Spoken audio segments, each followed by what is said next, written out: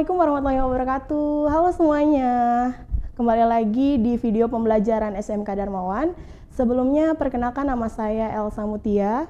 Saya mengampu mata pelajaran dasar-dasar perhotelan untuk di kelas 10. Mengampu mata pelajaran konsentrasi keahlian perhotelan, elemen housekeeping di kelas 11. Kemudian mengampu mata pelajaran PKK di kelas 12 perhotelan. Nah, yang sekarang ini yang saya akan bahas atau memberikan materi terkait housekeeping, yaitu diperuntukkan untuk siswa-siswi SMK Darmawan di kelas 11. Nah, sebelumnya di sini ada tujuan pembelajarannya, yaitu pada akhir fase F, peserta didik mampu menyiapkan kamar untuk tamu. Nah, sebelumnya, apa sih itu hotel? Nah, hotel merupakan bangunan atau perusahaan yang menyediakan jasa penginapan, makanan dan minuman, serta fasilitas lainnya bagi masyarakat umum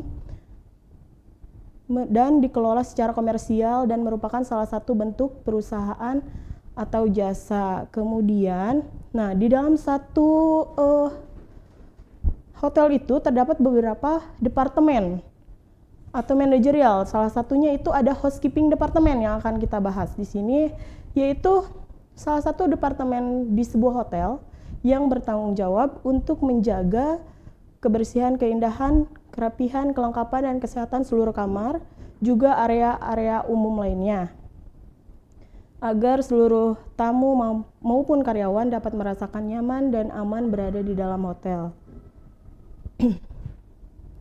Nah, kemudian tugas pokok seorang housekeeping yaitu menyelenggarakan kebersihan dan pemeliharaan area serta perlengkapan untuk menciptakan suasana nyaman, aman, dan menyenangkan bagi tamu serta bagi karyawan. Bisa dibilang housekeeping departemen ini adalah jantung dari satu hotel tersebut, dikarenakan jika tidak ada departemen housekeeping, hotel tersebut bisa dibilang mati gitu, karena tugas pokok housekeeping tersendiri ini merupakan terkait dengan kebersihan, kenyamanan, dan keamanan yang diperuntukkan untuk tamu maupun karyawan hotel tersebut. Kemudian, nah, di dalam housekeeping departemen itu ada beberapa section atau bagian. Di sini ada 6. Yang pertama ada room section, kedua ada public area section, yang ketiga ada linen and uniform section, yang keempat ada housekeeping store, yang kelima ada florist, dan yang keenam ada laundry and dry cleaning. Baik, yang pertama di sini ada room section. Room section itu bagian di kamar, yaitu bertanggung jawab terhadap kamar tamu atau guest room dalam pemeliharaan kamar yang meliputi kebersihan, kerapihan, keindahan, dan kenyamanan kamar untuk tamu yang menginap di hotel.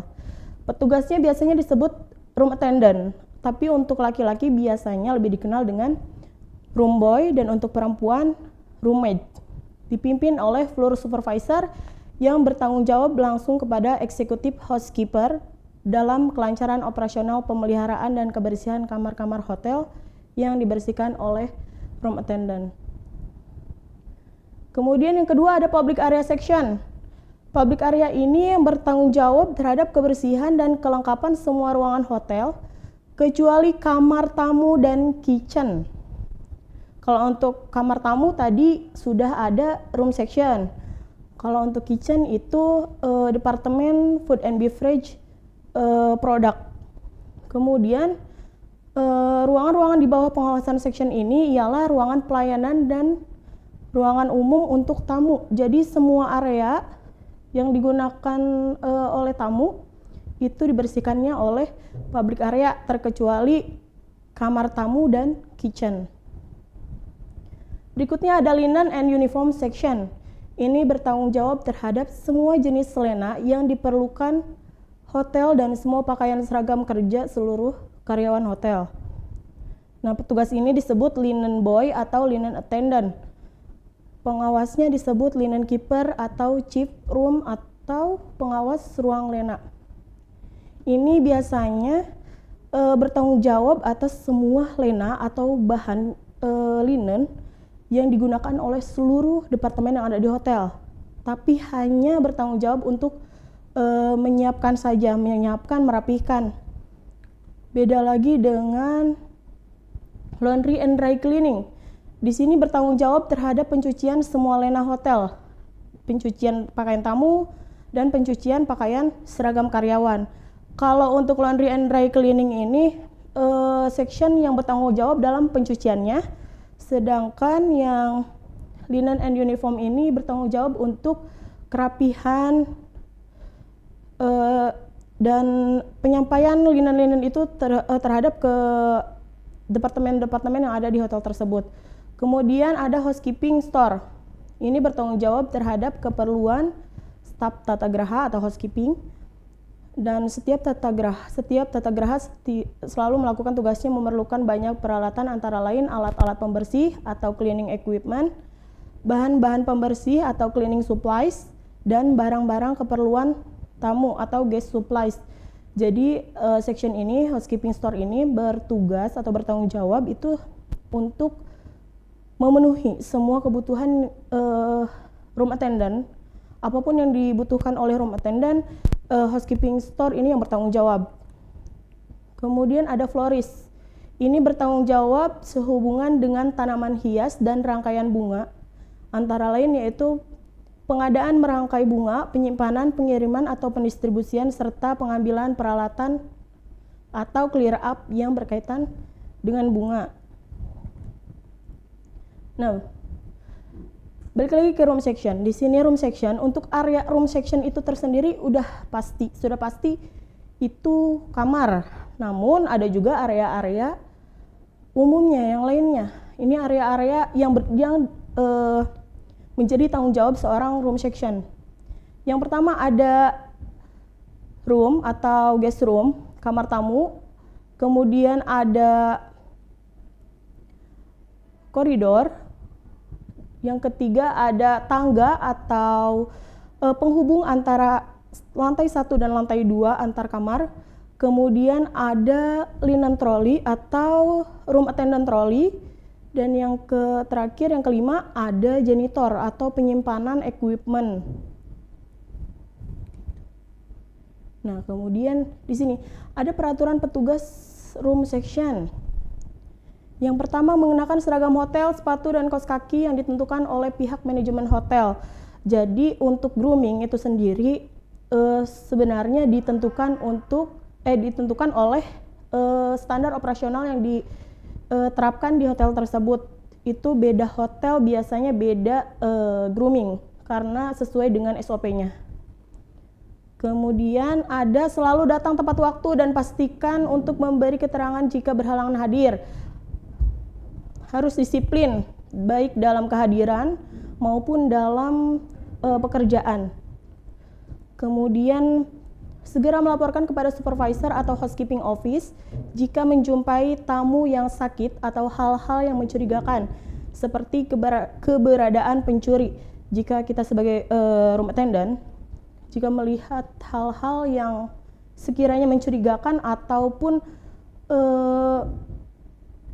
barang maupun peralatan yang rusak maupun oleh kita atau orang lain, itu wajib melaporkan kepada supervisor atau housekeeping office. Kemudian apabila ada tamu yang tidak dapat membuka pintu kamar, room attendant harus mempersilahkan tamu tersebut untuk menghubungi resepsionis. Jadi kalau kita lewat sebagai room attendant terus ngelihat tamu lagi susah membuka pintu kamar, kuncinya susah, kemudian kita menawarkan bantuan, harus peka terhadap lingkungan. Kemudian selalu ramah dan memberikan salam kepada tamu, senyum, sapa, salam, sopan santun ini wajib. Kemudian ini melaporkan serta membawa barang-barang dalam kategori lost and found kepada supervisor. Nah, jika ada barang tamu yang ketinggalan di satu hotel yang sudah check out, kita tidak boleh merasa itu menjadi milik hak kita, tetapi kita wajib melaporkan kepada supervisor kita. Dan ini ada contoh dari form lost and found-nya. Kemudian melaporkan pekerjaan yang belum selesai kepada karyawan shift selanjutnya, overhandle.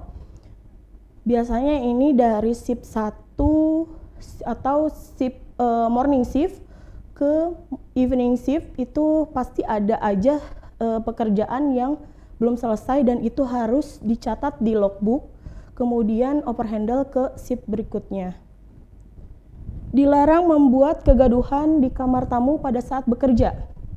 Tidak boleh berisik, tidak boleh menyalakan televisi, tidak boleh menyalakan musik, dan harus hening kalau sedang bekerja di room section agar tidak mengganggu tamu yang ada di kamar sebelahnya. Kemudian dilarang menggunakan lift tamu, terkecuali kalau hotel tersebut hanya memiliki satu lift dan diperuntukkan untuk karyawan dan tamu. Tetapi sebagai room section, kita sebagai hoteliers, kita harus mengutamakan atau mendahulukan tamu dulu gitu. Kemudian berikutnya ada dilarang menggunakan seragam hotel dan membawa kunci kamar atau paski saat meninggalkan hotel. Jika sudah waktunya pulang, seorang room attendant harus mengembalikan kunci ke housekeeping office dan mengganti pakaiannya. Kemudian ini ada syarat dalam pembersihan kamar. Yang pertama tentu harus bersih atau clean. Kebersihan kamar harus dijaga dengan baik agar tercipta kamar yang nyaman, sehat, dan higienis, karena kebersihan kamar tamu sangat menentukan kualitas sebuah hotel. Kemudian syarat yang kedua itu kenyamanan atau comfortable. Suasana hotel yang bersih, menarik, tenang, dan memiliki pelayanan yang memuaskan akan membuat tamu merasa nyaman untuk menginap di hotel. Dan yang ketiga ada aman atau safe, keamanan pribadi dari bahaya pencurian, kebakaran, dan bahaya yang ditimbulkan oleh peralatan di dalam kamar. Dari ketiga syarat ini, kalau semuanya terpenuhi, tamu kemungkinan besar itu akan datang kembali untuk menginap di hotel kita, gitu. Kemudian berikutnya ada jadwal jam kerja room attendant. Di sini ada 3 shift. Yang pertama morning shift, itu di jam 7 pagi sampai jam 3 sore. Kemudian evening shift di jam 3 sore sampai jam 11 malam. Night shift di jam 11 malam sampai jam 7 pagi. Namun biasanya ada beberapa hotel yang menggunakan middle shift. Itu biasanya dari jam 10 pagi sampai jam 7 malam. Nah, di room section itu tentu kita harus mempelajari kamar atau room tersebut. Di sini ada jenis-jenis kamar. Ada 3 kategori. Yang pertama jenis kamar menurut tempat tidur yang tersedia atau kasur. Kemudian yang kedua ada jenis kamar menurut letak dan penggunaannya. Yang ketiga ada jenis kamar menurut tingkat fasilitas dan ruang kamar mandi. Yang kita bahas ini jenis kamar menurut tempat tidur yang tersedia.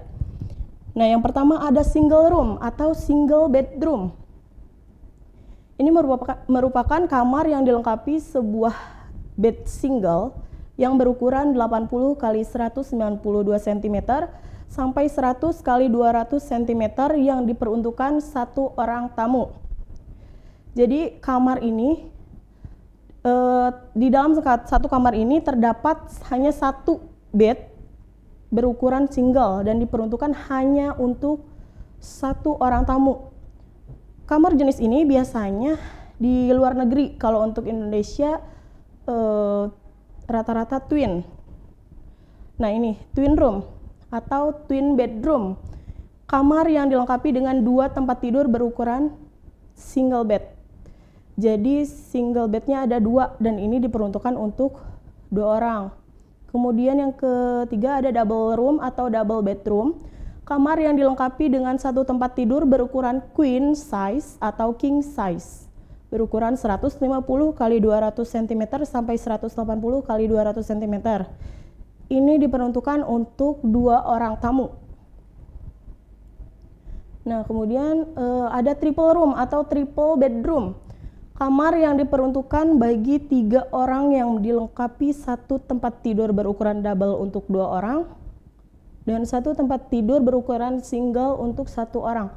Atau bisa saja satu kamar itu berisi 3 single bed untuk 3 orang. Kemudian yang terakhir ini ada suite room, kamar yang dilengkapi dengan living room, minibar, dan kitchenette. Nah, di sini untuk suite room itu ada 3 jenis lagi. Yang pertama ada one bedroom suite, yaitu di dalam satu ruangan itu terdapat 1 bedroom dan living room dengan sekat. Kemudian yang jenis kedua ada 2 bedroom suite. Jadi di dalam satu ruangan besar itu ada 2 bedroom atau 2 kamar dan 1 living room. Dan yang terakhir ada junior suite. Ini merupakan bedroom dengan living room tidak dipisahkan oleh tembok penyekat ruangan. Jadi di dalam satu ruangan besar itu terdapat bedroom dan living room langsung, tidak ada penyekatnya, seperti itu. Oke. Sekian pembahasan materi untuk housekeeping kali ini. Ini materi pertama, semoga nanti next bisa melanjutkan materi ini. Sekian dari saya. Terima kasih. Wassalamualaikum warahmatullahi wabarakatuh.